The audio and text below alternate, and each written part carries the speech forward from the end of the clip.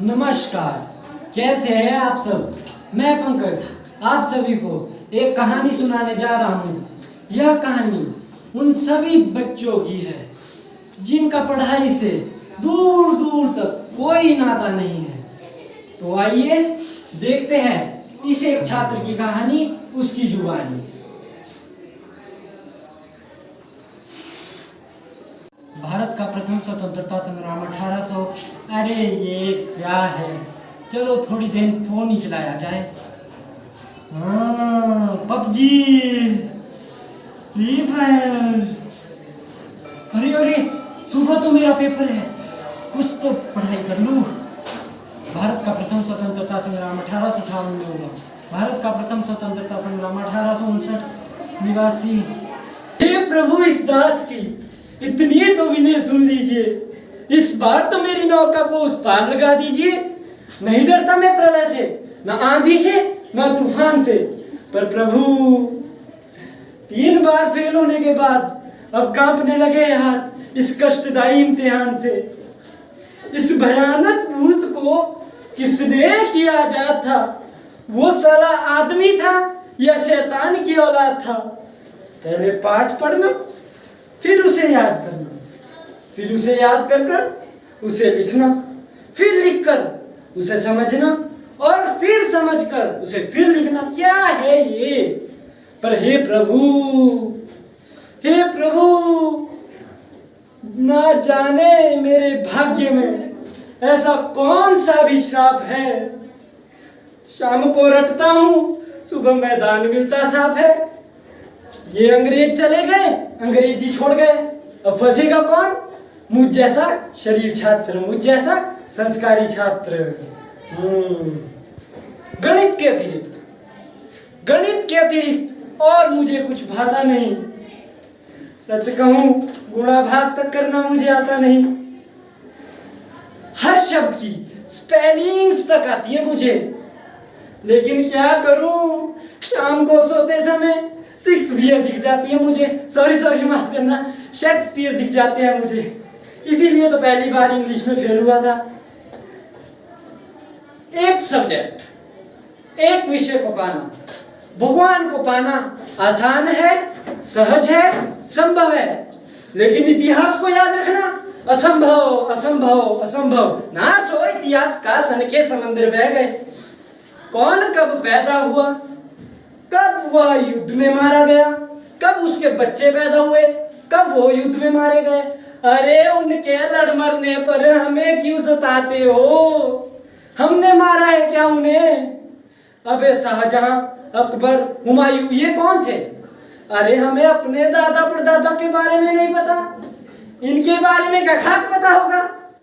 अब 3 तो पानीपत के युद्ध है, कैसे कोई याद रखे? अब याद तो होता नहीं, इसलिए कुछ तो करना था। इसलिए क्या किया कि पर्ची पे पहला युद्ध, दूसरा युद्ध और तीसरा युद्ध, तीनों युद्ध लिख दिए। ले गया जी एग्जाम में, और एग्जाम में जाकर मैम ने देख लिया। 2 लपड़ लगा के बोलते हैं कि चीटिंग कर रहा है, चीटिंग कर रहा है। अरे वो चीटिंग नहीं थी, वो तो एक संकटग्रस्त छात्र की आपातकाल स्थिति का एक स्रोत था। लेकिन नहीं, उन्हें कौन समझाए, उन्हें कौन समझाए? अब चीटिंग तो छीन ली, इसलिए कुछ तो करना था। मैंने भी क्या किया कि लिख दिया कि पानीपत का पहला युद्ध भर सावन में जर्मनी और जापान के बीच हुआ, सन 1857 में। लिख दिया। हिटलर तो गांधी जी के चेले थे, उनके साथ बचपन में गिल्ली डंडा खेले थे। अशोक ने मोहम्मद को 10-12 बार हराया था, और ये हिंद महासागर अकबर ने अमेरिका से मंगवाया था। अब हो गया परीक्षक पागल मेरी कॉपी को देख देख, बोला सबसे होनहार छात्र बस यही है। 0 नंबर लगा दिए, फेल कर दिया। अब दूसरी बार सब्जेक्ट आता है जी भूगोल। भूगोल में भी एक प्रश्न पूछ लिया जी कि पृथ्वी गोल क्यों है। अरे हमें क्या पता कि पृथ्वी गोल क्यों है, हम क्या दूरबीन लगा के बैठे हुए? हमें क्या पता। अब प्रश्न आया है इसलिए उत्तर तो लिखना था। मैंने भी लिख दिया कि मास्टर जी पूरी गोल, कचौरी गोल, रोटी गोल और हमारा मुंह भी गोल, इसलिए मास्टर जी धरती भी गोल। वहां से उत्तर आता है अगर बेटा तुम्हारी रोटी और पूरी गोल है तो हमारे नंबर भी गोल है। 0 नंबर लगा दिए, फिर फेल कर दिया। अब तीसरी बार सब्जेक्ट आता है जी संस्कृत। संस्कृत, कितने लकार, कितने भेद, कितने लिंग, कौन इसे याद करे।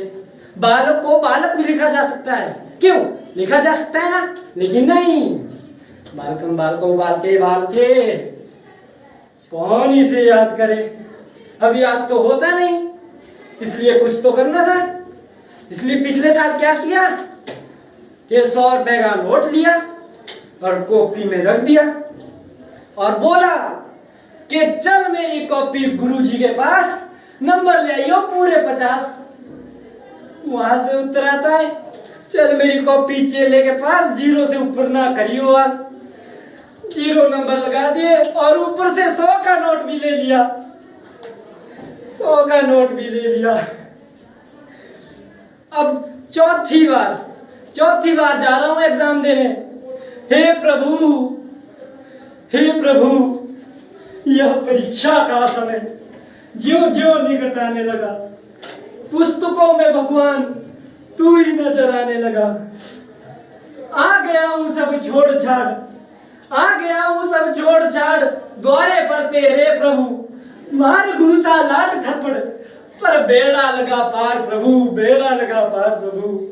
हे प्रभु, इस बार तो मेरी नौका को उस पार लगा दीजिए प्रभु। चौथी बार एग्जाम देने जा रहा हूं, इस बार तो मेरी नैया को पार लगा दीजिए।